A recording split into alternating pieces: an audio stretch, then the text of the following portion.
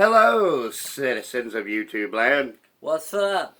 It's your president and your VP back once again with another edition of I Love This Movie. But hey, before we get It's to the the season finale. and before we get to the title of today's video, as always, if you want to become a citizen of YouTube land, all you have to do is hit that subscription button below. Now, with that out of the way, today's episode is going to be Spider-Man 3. Yep, you guys have been waiting for it, so here it is. It's Spider-Man 3. This movie it's great. It's honestly great. I mean, sure, the plot is a little shaky, but you know what? It's great. It's honestly great. Dad, what are you doing? Are you trying to move our lighting? I know we have a lot of glare, okay? But that's what happens when you use this lamp. Yeah, we have to use unnatural lighting. We're getting this done a little bit late. Yeah, Oh, are you okay? Apparently, I can't flip the camera view on this. Apparently not. But be prepared for something very special here in a little bit, guys. Yes, be prepared. Anyways, it's gonna be stupid, but it's gonna be fun. The movie premiered May 4th, 2007. It had a budget of $258 to $350 million. At the time, one of the most expensive movies ever made. Yeah. It grossed $890.5 million worldwide. And between all three movies, the box office budget is $2.509 billion. Quite successful, the trilogy. Yeah. Well, the Spider-Man Far From Home only grossed like, what, $1.132 billion? So, let's get in. Maybe if I move this over a little bit, it won't be so glary. I don't know. I don't know either, Dad. Not quite as bad. Not quite as bad. Trying to give you guys not so much of a glare on this. Yeah. Anyways, the movie follows shortly after the events of Spider-Man 2, which we had covered previously. If you guys seen that, if you haven't, check it out. Yeah. Always plug our own stuff, right, guys? Yeah. If you haven't seen that video on Spider-Man 2, pause this video. You can go watch that one, and then after you're done watching that one, come back and watch this video. Yeah.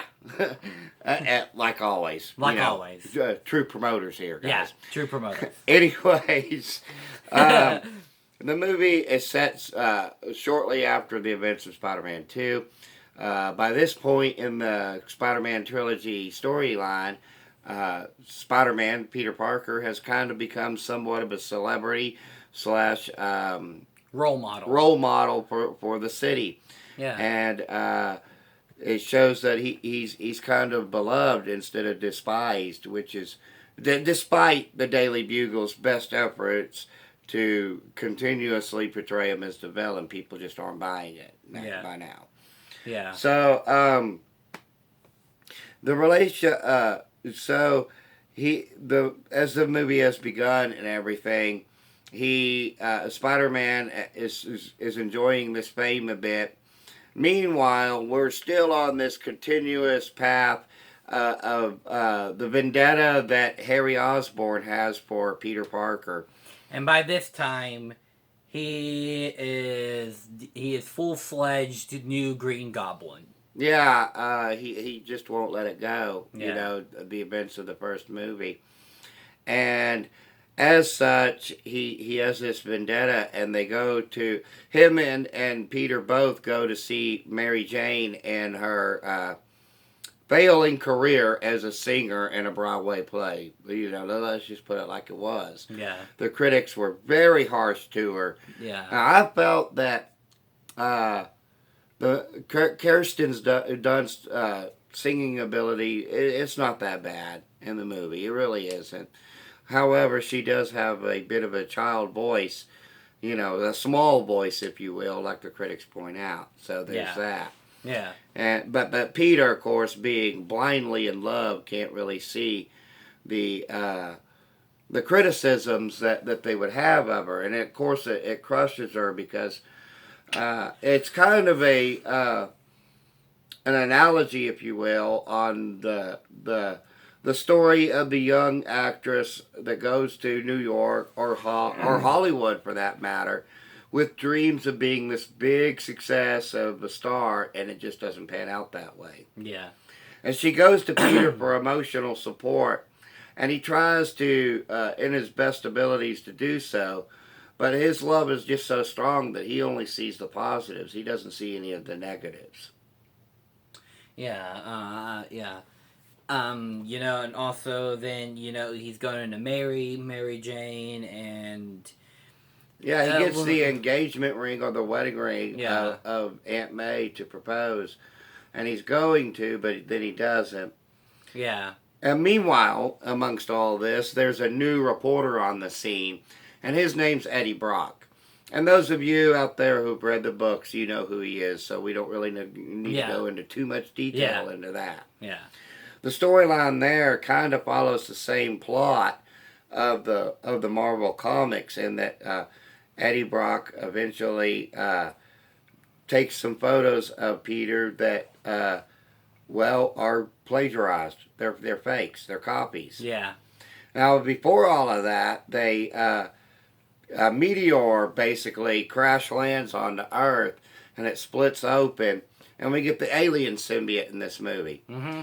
Now, what's interesting about that aspect, though, is that upon further investigation, while we were getting ready to do this just now, I mean, literally just now. Yeah, literally just now. Like, the movie just got over. Our TV's right there.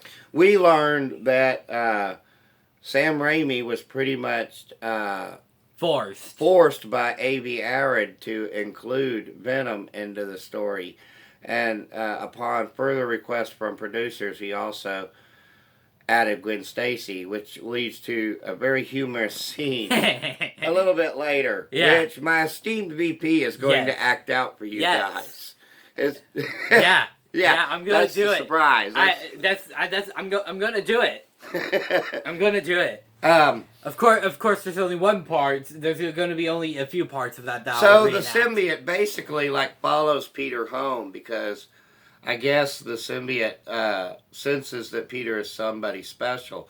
Maybe, just maybe, the symbiote and this universe is attracted to people at first with maybe superhuman type abilities, and probably much like in other science fiction films, the parasite or whatnot will latch onto itself people who they can manipulate, and in this case it feels like it can, and brings out the aggression. And it brings out the best side of Peter Parker, emo Peter. It kind of does, in a way. We'll get to that in a little bit. We'll get to that in a little bit.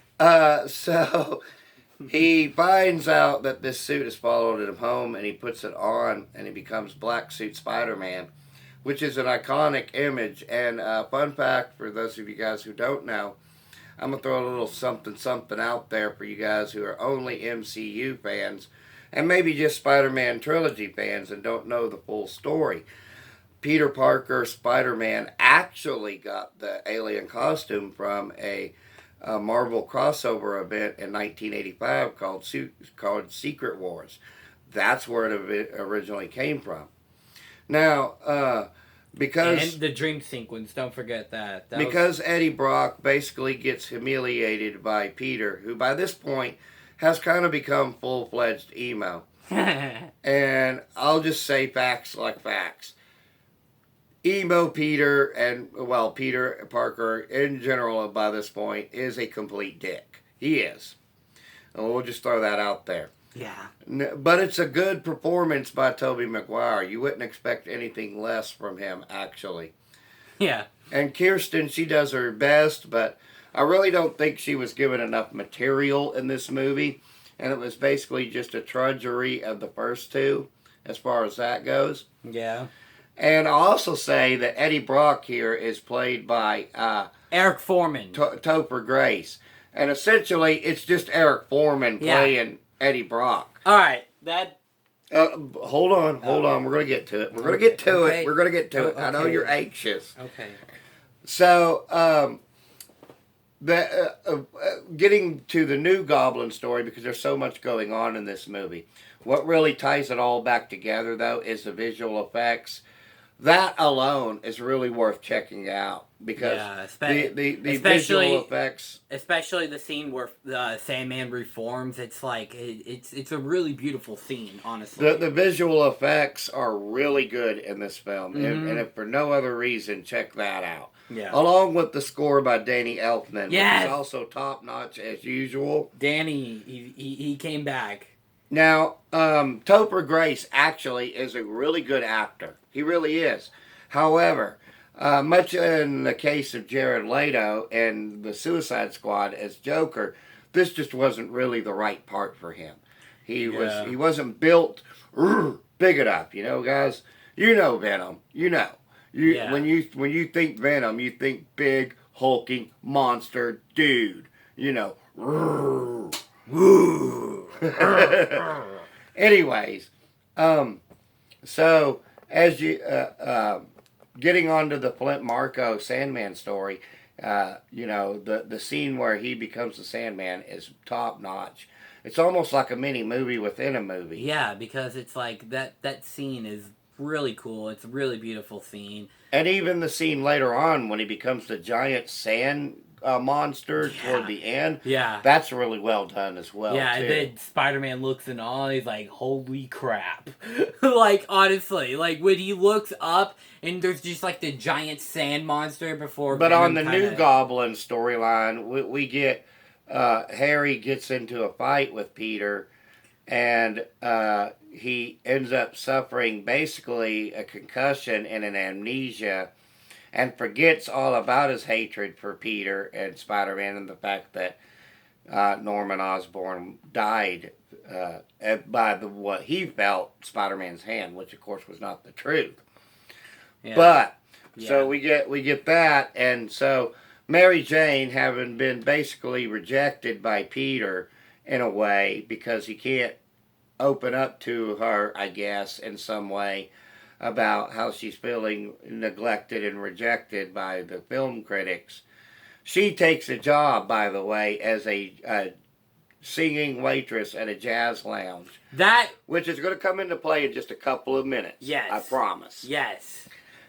So, she calls Harry Osborn up and asks him basically, what are you doing? And so they kind of bond together. And they start dancing and cooking to the twist, which I thought was kind of, I don't know, somewhat inappropriate. Like, it was like, would these two people really be listening to that music in a way? I mean, I guess he could have that kind of musical taste, but I really didn't see it. What about you? No, I didn't really see that either, because it's like I felt like they would be listening to more of like modern teen, or at that time, modern teen stuff, like Fall Out Boy or something like that. Yeah, maybe something like My Chemical Romance, Fall Out Boy. Yeah, or Trapped or something like that. Yeah, something like that. Maybe Linkin Park. Maybe. I don't know. Or Maroon 5 or any number of host of early to mid 2000s bands probably would have been more appropriate. Yeah, because they're teens. So they're dancing and they end up kissing, and then Mary Jane leaves, and Harry actually starts to hear Norman's voice, which is again voiced and portrayed by Willem Dafoe. Yes. Who even in a cameo appearance kind of steals the movie a little bit with his acting. Yes. Also, hold on a second. I would like to play a game with you guys, because in all three Spider-Man movies, you get a Stan Lee cameo, and you get a Bruce Campbell cameo. Cameo. I flubbed up there. Cameo. And I like to play a game with you guys and see if you could spot all of the cameos in all three movies. You might even make it a drinking game, because you might get pretty plastered by the end of it, just saying. So, he basically is triggered back to who he was before the amnesia and starts to seek a vendetta again. And he convinces Mary Jane to break up with Peter. And this transforms Peter into Emo Parker. And emo Peter is, well, awesome. Yeah. I'm just going to throw it out there. Yeah. He is awesome. He's the best part of the movie. All of humanity has led up to that one specific scene that we're going to get to. Yes. He invites Gwen Stacy to the same jazz lounge that Mary Jane is now working at. Now, before that, there's a little scene where he's dancing, which my VP will now act out for your pleasure. Hold on, I got this. I can just, like, flip it over. Oh, okay, yeah, that works out just fine. Hi, YouTube land!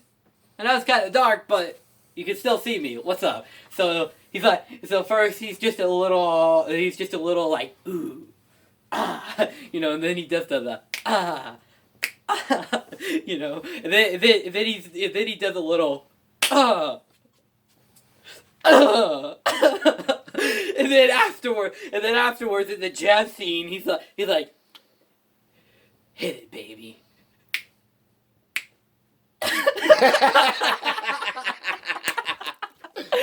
Yeah, we're having a little bit of fun with this one, guys. We really are. So, was that part unnecessary? Yes, it was. Was it stupid? Yes, it was. Was it funny? Yes, it was. If only to us. I mean, you guys might think that we're a bunch of idiots, but that's okay. Cause you might think we're just two idiots with a cell phone camera. Indeed, two idiots with a cell phone camera, which we'll repeat a little bit later because that's part of the thing. Yeah. So, anyways, after the dance scene, Gwen Stacy basically says, "Why would you do that to me?" And basically tells Mary Jane that she's sorry and leaves him. And then Peter's basically like, "What have I become?" And so he goes to get the suit off of him. Yeah. And he goes to... Which then comes to another great scene. He goes to a where church. Eddie Brock is Eddie at that church. Mm-hmm. And he's literally praying to God to kill Peter Parker. Awesome scene, actually. Awesome scene. Now, I will also say this, guys. For those of you who think that we're being incredibly lenient to Spider-Man 3, the truth of the matter is that it does suffer for too many plots and too many plots that kind of go nowhere. Yeah. The acting at times is a little bit cringy, of course, but in a good Emo way. Peter. The action scenes more than make up for it, though, and that's one and of the visual effects. And the visual effects. They kind of help draw this movie along. Because even at 2 hours, you never really feel like you're just trudging through this mess, of a movie, which it's not. And is it the best of the three? Absolutely not. It belongs to Spider-Man 2. Yeah, probably Spider-Man 2. Is it the worst superhero film? Absolutely not. No. It is not. It's a fun movie that you don't take seriously. Yeah, you're supposed to turn off your brain, people. So, he prays to God himself to kill Peter Parker. At the same time, Peter is trying to get rid of the suit. There's the bell ringing, which we all kind of know. And the suit falls down off of him onto Eddie Brock, who then becomes Venom, who then convinces the Sandman to help him in his plot to kill Spider-Man. All right, I'd like to interject here for 1 second, Dad. Okay. All right. I feel like in this movie, he just kind of, Sandman would have probably just ignored him either way, but, Eddie Brock just kind of convinces him. I felt like the video game did it better on why Sandman joined Venom in his quest to kill Peter. Is because he kidnaps his daughter and basically says, if you want your daughter to live, you'll come and join me and kill Peter Parker. And he's like, fine. Yeah, I feel like that as far as that aspect goes, the video game does a much better job of portraying the Sandman as a sympathetic character, which, to be fair, at times in the comics he is a sympathetic character, but he can also be a ruthless villain as well. which I Yeah. felt like they were trying to do both of, but they didn't quite master. And maybe it was just a case of too many chiefs, not enough Indians when it came to this movie. Yeah. Now, later, after all of this, when they start to team up and Sandman becomes this giant sand creature thing that terrorizes New York City, I was kind of reminded of the Stay Puft Marshmallow Man from Ghostbusters. That's what it kind of looked to me, and maybe that's what, based on my interpretation of it, maybe that's what Sam was going for. Now, a little bit later after that, the new Goblin has had a change of heart, who basically found out that Norman died by his own hand, which was kind of parodied a bit in how it should have ended. He, she, we thank you for that wonderful moment. Yeah. So, but also there's kind of a bit of a throwback to Evil Dead in a way, because Peter is hearing voices that are kind of demonic, but he can't figure out where they're coming from because Venom doesn't trigger his spider sense. This leads to a big fight scene between Sandman and Venom, and also New Goblin and Spider-Man. But in the process, they're able to kind of defeat the Sandman, and then Harry ends up dying by his own goblin glider, just like his dad did. It was kind of a sad, tragic end, really. Yeah. Now, what's also interesting is that there was actually going to be a Spider-Man 4. However, due to the differences of this movie between the producers and Sam, it never came to fruition. Yeah, Sam kind of just said, "You know what? Screw you guys. I'm out of here. Yeah, I'm gonna go produce some other movies. You know, I'm gonna go produce the new Grudge movie." So, after all of that, Spider-Man is able, because Venom is the one who basically kills Harry. He is able to separate the symbiote from Eddie by using poles that he causes sound, which separates them, and then he uses fire, but then Eddie jumps back in and it causes him to die, and that's basically the end. So we wrap the whole thing up. Yeah. Now, as always, if you think that Spider-Man 3 is the absolute worst film of all time, and nobody should ever watch it, well, that's your opinion. And just remember, we're just two idiots with a cell phone camera. Our opinions don't matter, except they actually do, because we have a YouTube show, except they actually don't. Now, having gotten that out of the way, my final rating for this one is 4 stars out of 5. What say you? Also, 4 stars out of 5.